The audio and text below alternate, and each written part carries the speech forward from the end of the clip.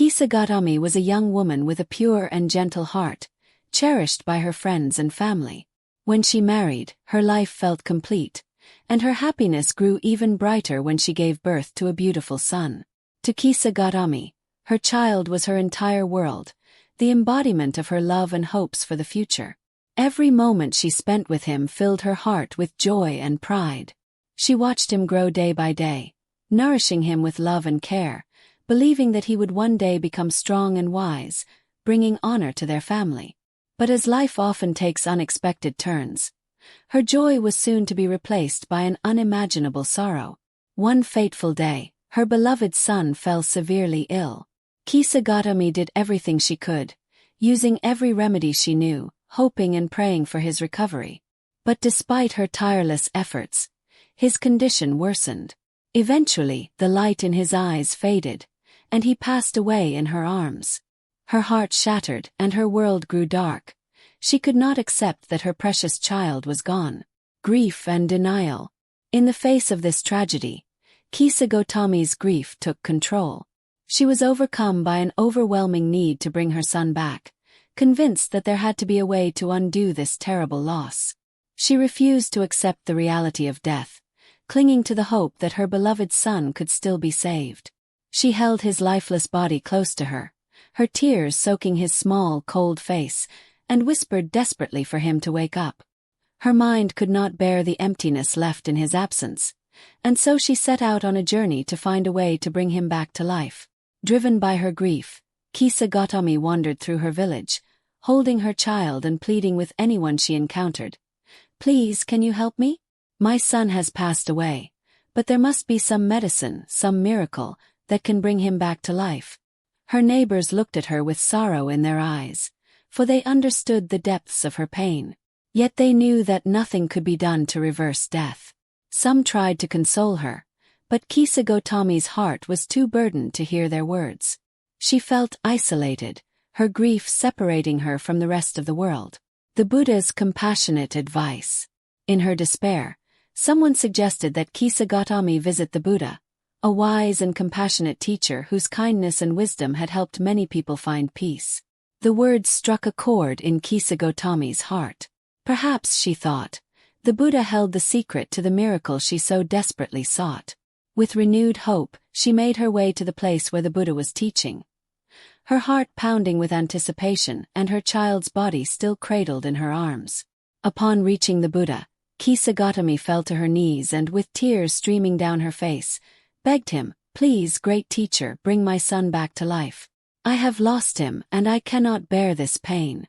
Surely you have the power to help me." The Buddha listened with deep compassion, understanding the depth of her suffering.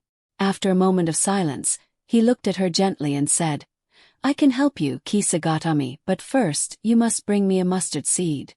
However, the mustard seed must come from a household that has never known death."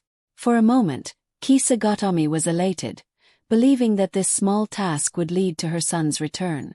She thanked the Buddha and set off with hope rekindled, determined to find a household that could provide her with this special mustard seed.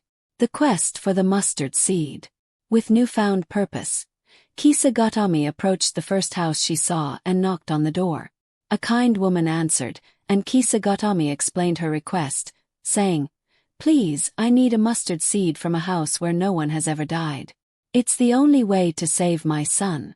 The woman looked at her sympathetically, touched by her plight, and said, "I would gladly give you a mustard seed, but our family lost my husband's father last year." Kisa Gotami's heart sank, but she was determined to find a household untouched by loss. At the next house, and the next, she repeated her request, only to be met with similar responses.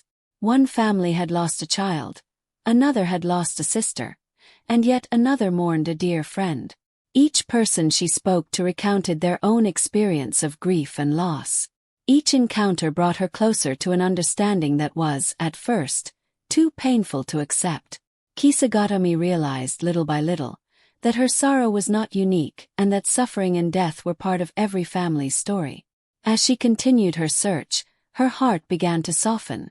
The stories she heard from other families resonated with her, reminding her that she was not alone in her grief. For the first time since her son's death, Kisa Gotami began to feel a strange sense of connection with those around her. Her eyes, once filled only with her own pain, now saw the shared suffering in the world, and her heart grew tender with empathy. A moment of realization.